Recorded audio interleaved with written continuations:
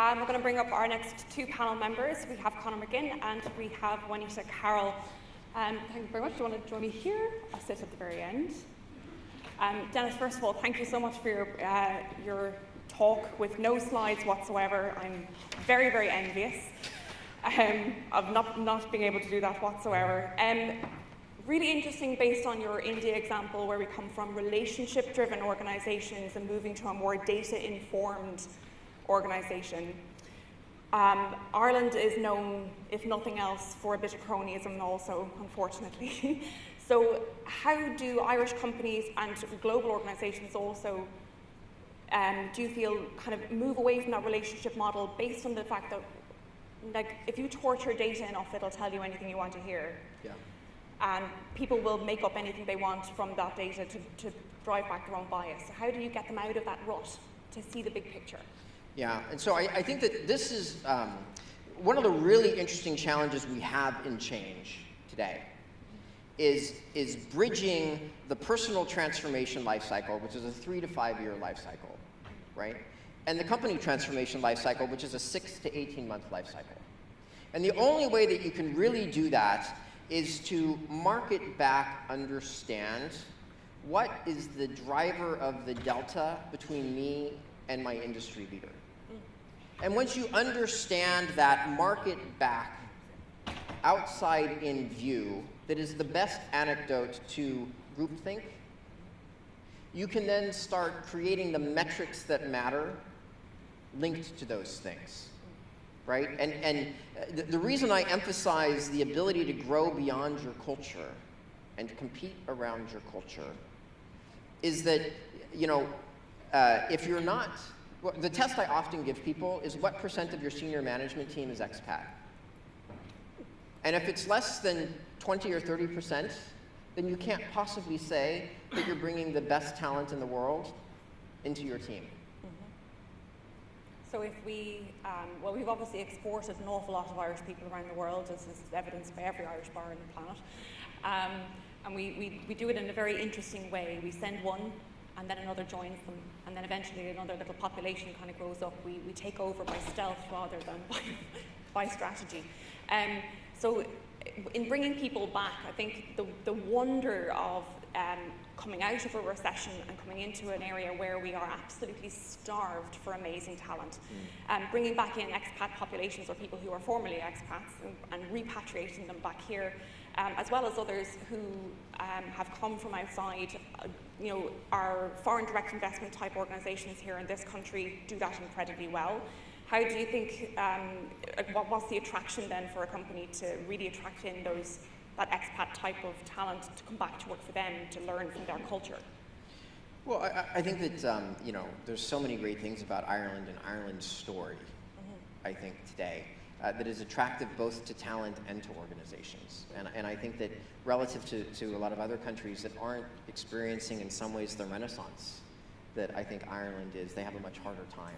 And I think that right now people want to be part of that story, right? And I think that you guys can capitalize that and almost use that as a catapult to move, you know, because you have some amazing companies based in Ireland, amazing globals, amazing international talent, you know, that you guys have the ability to arbitrage from, right? And you have a population that is effectively native expats, right, that you can pull back in left and right? Yeah. And so you're kind of in a unique situation, but I think that the attractiveness of doing that is really to be able to compete and understand what the drivers of that delta between the industry leaders and the companies here are and how to capitalize on that. Yeah.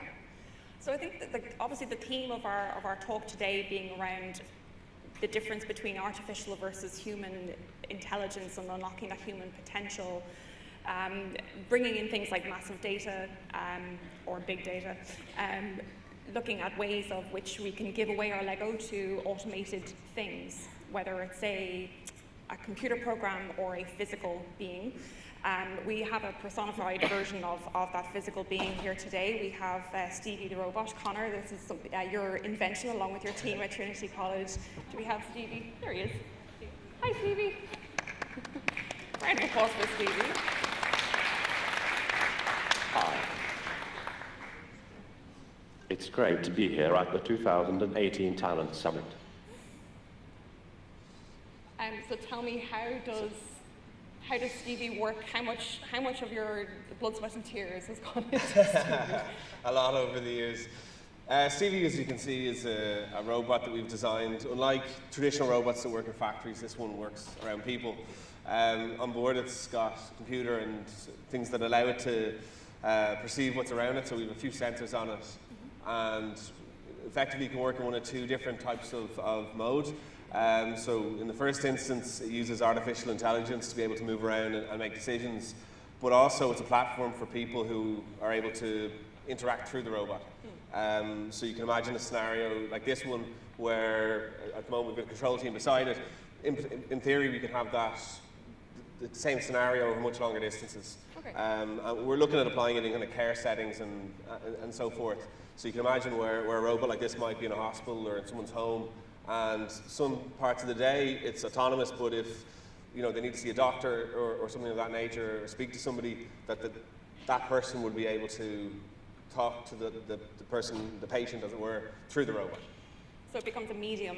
Exactly, it mediates human-human interaction as well as AI. Okay, that's amazing. So applying this into the healthcare space, where do you see Stevie really making that bit of an impact? Well, it's hugely disruptive technology, and we're seeing now, not just in Ireland, but everywhere really in the Western world, there's more and more older people. The demographics are shifting hugely. And to kind of compound that, we have fewer younger people. So like many people in my generation, I've got one brother. Both my parents have 4 or 5 brothers and sisters. So when you see that, and with improving in healthcare, there's real healthcare challenges coming downstream. Yeah. And what we see happening is that for people to be able to stay in their home longer, they're going to need extra help. And that can either be provided by people, or we can use technology to give them that independence. So for us, we see short-term or medium-term, this robot being used in kind of elder care facilities and hospitals, and then over longer periods of time, hopefully homes. I think that's an incredibly noble ambition for sure, and worthy of a round of applause on that as well. I think that's incredible. I think keeping people in their homes as much as they possibly can will absolutely extend their life, and that's wonderful. So the likes of that kind of really disruptive technology, obviously that's a bit of a cry then for the likes of healthcare workers, particularly those who are the least trained and the least well paid, and yet do depend on those types of jobs. So the likes of Stevie, is he going to take over those kind of jobs, do you think? Definitely not. And you can see where the technology is at this stage. This is still in prototype phases. And what we're doing at the moment, and how we see ourselves progressing, the research progressing, is very much by engaging with the end users. So whether that's hospitals, whether that's in nursing homes, whether that's, we're starting to look at applications outside of healthcare. Yeah. Regardless, working closely with those organisations to get a first-hand understanding of their problems and the needs on the ground, and to be able to involve those people and the people that Stevie would work around. Yeah. Like if we don't get that engagement, if we don't involve those people at an early stage and have them participate in it, it's a surefire way of doing what many technology companies do. And one of the biggest causes of failure is not addressing a need, and that's something that we don't want to do. There's ethical considerations with AI and robots as well, and we're very aware of these. For us, it's important that we are able to develop robots to do what we think robots do best, and that's routine work. It's work that doesn't have necessarily a social value to it. It's work that people don't want to do. And hopefully we find a way of having the robot do that, which will empower and enable hopefully people to work higher skilled jobs. So again, one of the big challenges in the care industry is that it's a low-paid job for very important work. Yeah. And by having something like Stevie in there, then hopefully we can help drive the skill of the people upwards.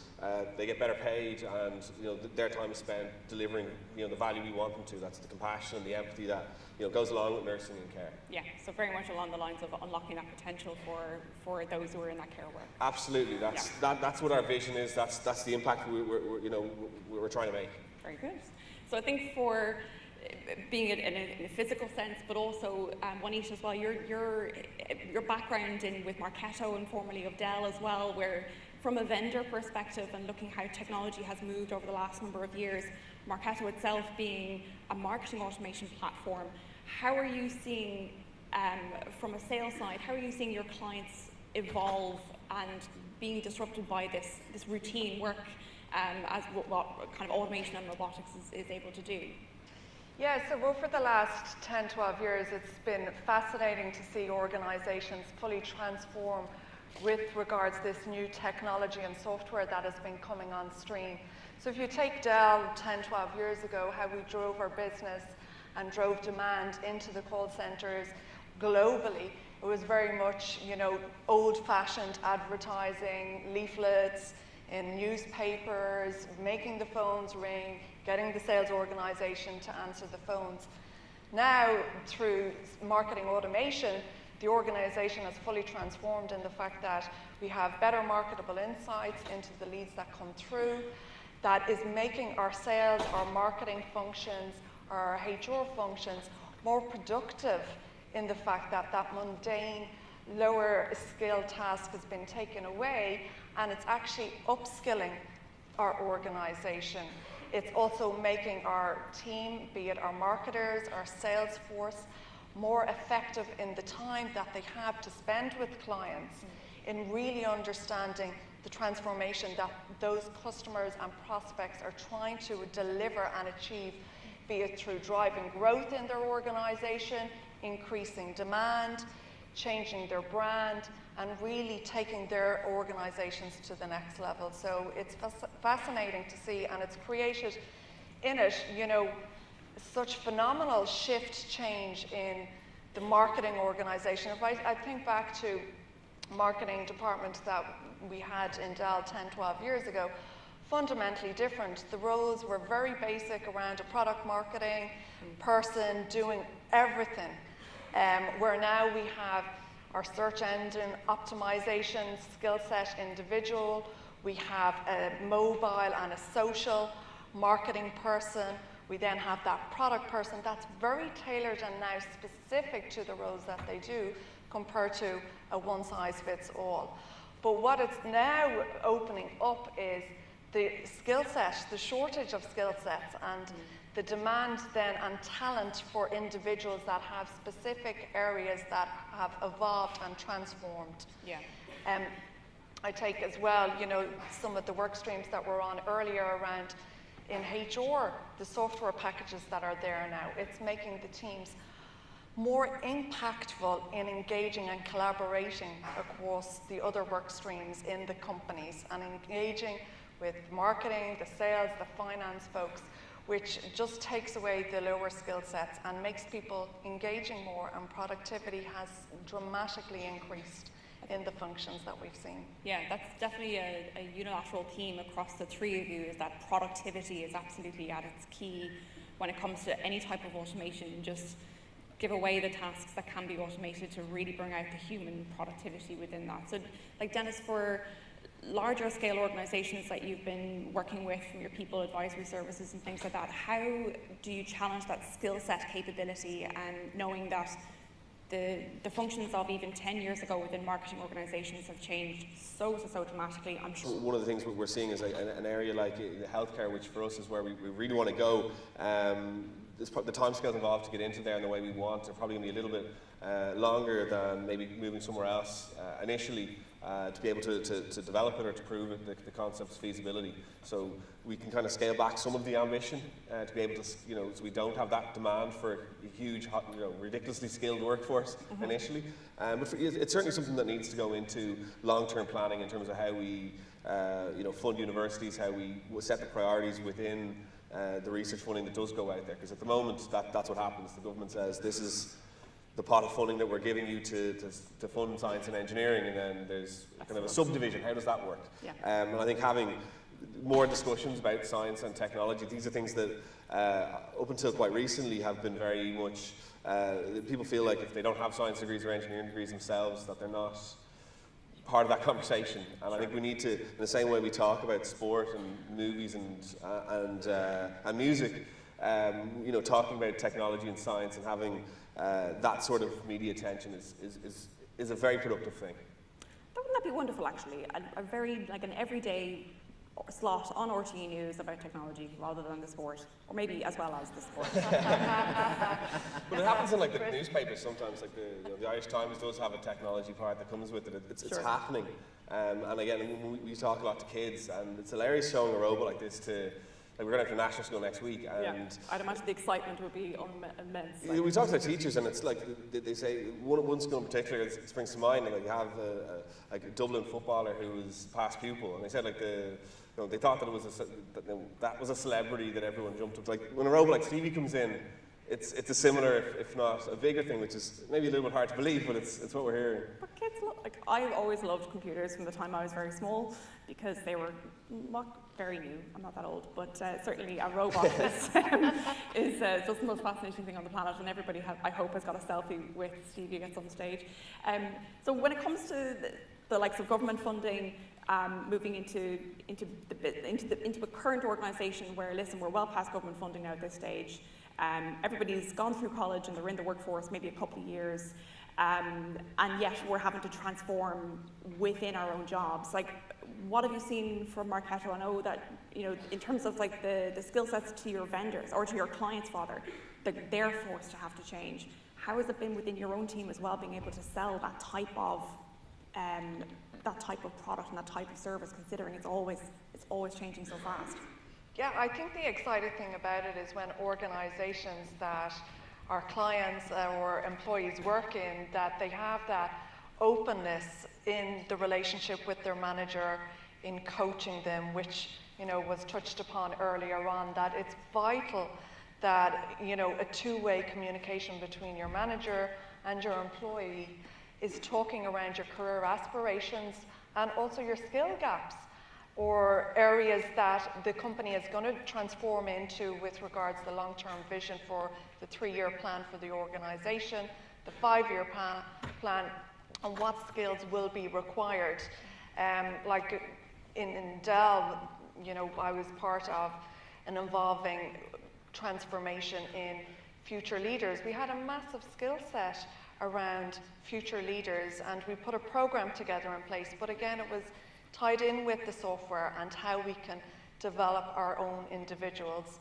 I think that is one area that definitely the HR function can play a big part in working closely with the managers that are your business partners, to really bring them on board and push the management team to really think about the employee, think about the skill sets, and be not just having performance reviews, but also sitting down around career planning for each individual. I think it's really great to partner with a manager and a HR business partner on it. So that would be definitely one. The second thing I would see is also organisations now. A lot of community involvement is happening. You touched on the schools, taking AI and software and Stevie out to schools, but also a lot of companies now are bringing their organisation and teaching and enabling and getting our future skill set talent ready for the future, and going out to the schools to show them different avenues, different opportunities. Careers have changed dramatically. As I said, the marketing function role 10 years ago was so much different today, but it's important that we constantly go to the schools, the colleges, and are showing them. There's some great programs out there around graduates or interns, but I think we need to really bring it down to the schooling, primary schools, in order to get skill set and talent ready for the future. Absolutely. There's one thing my dad always says: every day is a school day, and if you didn't learn something, you weren't listening. For the likes of our jobs, or actually healthcare being one, what is your prediction in terms of the level of disruption and the level of joblessness that we cause through automation? What do you think? I'll take one from each of you. Is it all doom and gloom? It's definitely not doom and gloom, but we need to be careful. I think it's the sense that it's certainly the perspective I have. I think there's certain jobs where the one that jumps out to me is autonomous vehicles. That's one where we see, potentially every truck driver in the US within 5 to 10 years could be automated. And if there's not systems in place to do something with them, then that's clearly a huge problem. I think at a national level, at a very senior level, I think we need to be very careful at what jobs we want to automate, which ones we don't, and we try and really incentivize the ones that where it makes sense, because certain areas, again, healthcare being one, if we don't do something, we have big problems coming down the track. And I think that by making that separation, then hopefully we don't stalemate ourselves. Another thing that one thing I would add to it is that to increase competitiveness, I think there's a lot of companies that benefit from technology and from robots like this. I think being able to increase the bridge between universities and places where a lot of the R&D gets done and the companies that would benefit from technology is huge as well, because having silos doesn't work very well. And I think one of the problems, one of the kind of the correlations we see with places that get a lot of things done in the technology space, being able to get it from the theory and from the lab into the field is directly correlated with the kind of level of innovation in a place or in a city. And we see that in San Francisco, we see that in China now as well. And being able to do that here is definitely something that I'd say is hopefully something that we're going to do in the next few years. Yes, our wonderful Silicon Docs, just gravitating everything towards it. What about you, Juanito? What do you think? Yeah, I think my two kind of final points on it being that, you know, there was a recent Harvard report published there, you know, and their understanding and thought leadership on it was that over the next 3 years, artificial intelligence, software automation is going to create over 500,000 jobs. It's not actually going to displace jobs. But I think, you know, back to some earlier points which were really resonated with me, you know, especially from a HR standpoint. While there is this amazing software technology out there and you can look at future talent and hiring, you know, people then making that final choice on a specific job in a specific organization, they're going to make a decision to join your company based off your interaction and the relationship they've had with all the touch points of each individual they've spoke to in the organization. So relationship for me is really key, that while, you know, we can do certain and get marketable insights or get the right candidates to put forward to your business partners, that personable touch is still going to stay big time. So human beings are still needed, thank God. What about you, Dennis? What do you see from a global perspective in your research outside? You know, I think societies run on social contracts. True. And I think that there's a difference between most optimized and most efficient. Just because we can do something doesn't mean that we should. And I think that this is where I think the wisdom and judgment comes in. Because I think that you can imagine a world in which, you know, most blue-collar jobs are automated and therefore we have no tax base. Very true. Right? And so thinking about navigating through those things, I think, is actually quite important. And I think that there's two sides for this. One is, you know, how do we actually take advantage of the technologies in the ways that are win-win that we should be doing today? And the second is, how do we make sure that we're enabling and reinforcing the social contract that we need to have so that we're putting the training programs in place. We're making it possible for older workers to understand the new technologies and participate in that new economy and those kinds of things. And if we do just one side of that, we will sleepwalk into a world none of us want to live in. And I think that we have to both fully embrace the entirety of the opportunity that things like Stevie the robot represent and the challenge that they represent, and use our wisdom and judgment to kind of make sure that we get to the most optimized outcome for everybody. I think that's a very, very beautiful way to put it, for sure. But I think absolutely from a policy side, we need to make very, very conscious decisions as to what route we go down. Conor, you and I on the phone yesterday, you want to be on the right side of history when you do people out of jobs with the likes of Stevie. Well, not actually doing them out of jobs, but certainly unlocking the potential of the human beings to do the human thing, rather than be the one who literally takes a million truck drivers off the road. What do they do then? Do you know? So where is your stance on being on the right side of history? I think that, you know, the ethics are so important, aren't they? Yeah. And I think that, you know, we're seeing now with you know, companies like Facebook. I probably shouldn't be naming companies explicitly, but it's a topic at the moment. Is that we're seeing a lot of companies deciding to take it upon themselves to make decisions that affect a huge number of people with very little consultation. And I think that transparency is huge. And you know, I think going forward, you know, the driverless vehicle one it's a kind of compelling argument for it. Like 95% of crashes on the road are caused by human error. If we can get past that, it's going to have a net good. The problem is just that it needs discussion and it needs to be a decision that we make as a society, and we need to embrace. We need to embrace the fact that, you know, there's a lot of engineers who get told what to do and are not part of conversations. Yeah. I think we need to change that. I, for one, have my driving test on Monday, so I would really